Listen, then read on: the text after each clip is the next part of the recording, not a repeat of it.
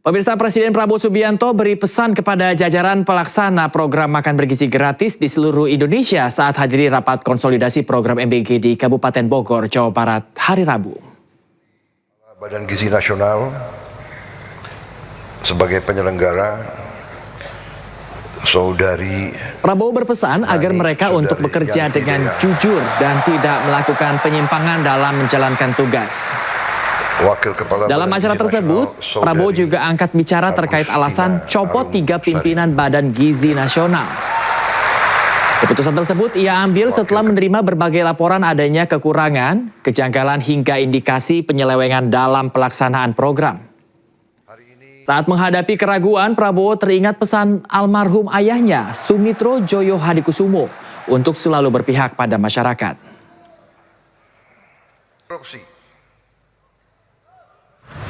Saya terpaksa mengganti orang-orang yang sebenarnya saya sayangi, orang yang saya percaya, orang yang saya berikan tugas untuk negara yang sangat berat. Saya tidak mau banyak komentar karena mereka ini menghadapi masalah penyelidikan hukum. Karena itu saya tidak boleh banyak komentar, nanti seolah saya mempengaruhi. Tapi yang jelas, mengganti mereka itu tidak ringan bagi saya. Tapi saya ingat kata-kata almarhum ayahanda saya, Profesor Sumitro, pernah mengatakan kepada saya, Prabowo, kalau suatu saat kau dalam keadaan bingung atau keadaan ragu-ragu, ingat, berpihaklah selalu kepada rakyatmu.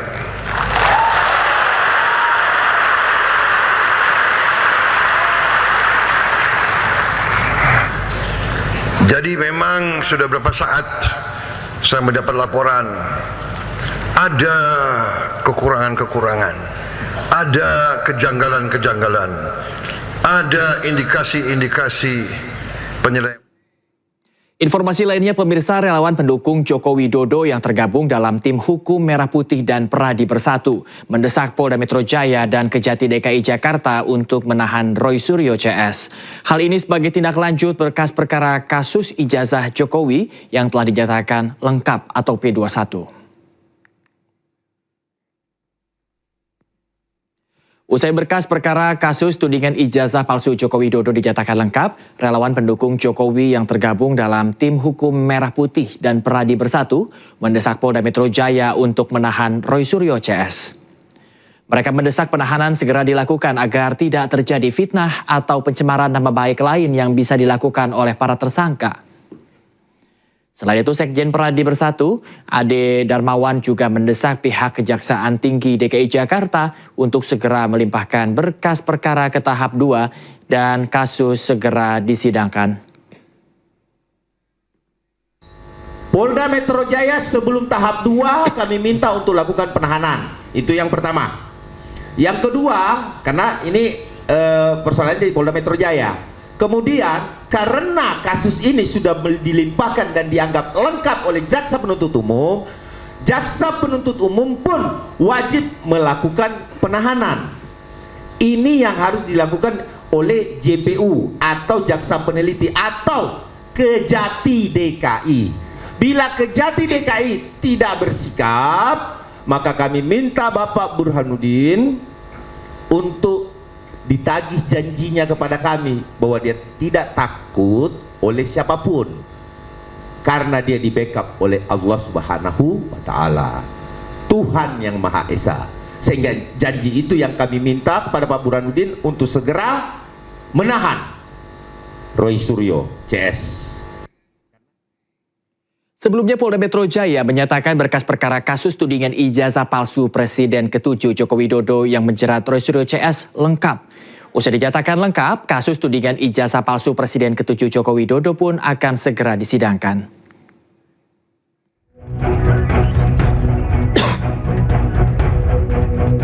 Polda Metro Jaya mengkonfirmasi jika perkara kasus tudingan ijazah palsu Presiden ke-7 Joko Widodo yang menjerat Roy Suryo dan Tifauziah Tiasuma atau Dr. Tifa dinyatakan lengkap alias P21. Polda Metro Jaya mengklaim jika perkara yang dilimpahkan ke Kejati DKI telah dinyatakan lengkap oleh pihak Kejati. Pihak Kejati pun saat ini tengah berkoordinasi dengan melimpahkan pertanggungjawaban barang bukti dan para tersangka. Alhamdulillah jaksa sampai dengan hari ini sudah menyatakan bahwa berkas perkara yang kami kirimkan ke Kejaksaan Tinggi DKI tidak memerlukan lagi pemenuhan atas kekurangan-kekurangan yang kemarin sudah kami penuhi. Sehingga kami saat ini sedang berkoordinasi untuk melimpahkan pertanggungjawaban barang bukti dan para tersangka tersebut. Adapun dalam perkara tudingan ijazah palsu Jokowi, Polda Metro Jaya menetapkan total 8 tersangka, di mana 3 tersangka atas nama Egy Sujana, Damai Hari Lubis, dan Rismon Sianipar telah di SP3 setelah mengajukan restoratif justice. Sementara 5 tersangka lainnya, Roy Suryo, Dr. Tifa, Tri Royani, Rizal Fadila, dan Rustam Effendi dinyatakan P21. Presiden ke-7 Joko Widodo merespon mantan Mendikbudristek Nadiem Makarim yang menyebut namanya dalam pledoi atau nota pembelaan yang dibacakannya. Jokowi menegaskan menghormati proses hukum yang sedang berjalan dan menyebut Nadiem sebagai sosok yang baik.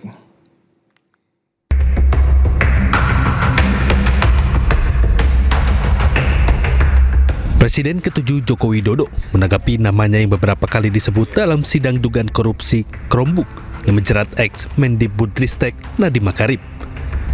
Jokowi menyebut Nadiem Makarim sebagai sosok yang baik. Ya, yang saya tahu Pak Menteri Nadiem Makarim orang baik. Artinya dalam pembelaan kemarin juga berterima kasih kepada Pak Jokowi dan Presiden yang lainnya. Ya, itu proses hukum. Dan terkait pembelaan bahwa itu sesuai arahan Presiden seperti apa? Ya, semua kebijakan, semua program itu memang semuanya dari Presiden. Dalam sidang beragenda pembacaan nota pembelaan atau pledoi Selasa 2 Juni 2026, Nadiem menegaskan tidak ada kerugian negara melawan hukum serta memperkaya orang lain atau korporasi dalam proyek pengadaan Chromebook. Para ahli dan saksi fakta sudah menyebutkan tidak ada unsur kerugian negara, tidak ada unsur perlawanan hukum, tidak ada unsur memperkaya diri sendiri, memperkaya orang lain maupun korporasi, dan tidak ada mens rea atau niat jahat. Saya belajar, apabila satu saja dari unsur ini tidak terbukti, maka terdakwa wajib bebas secara hukum. Nadiem justru mengklaim kebijakan menggunakan Chrome telah menghemat anggaran negara hingga 3,9 triliun rupiah. Sementara dalam persidangan sebelumnya, Nadiem Makarim dituntut 18 tahun penjara dan denda 1 miliar serta membayar uang pengganti kerugian negara 5,6 triliun rupiah. Tim Liputan iNews melaporkan.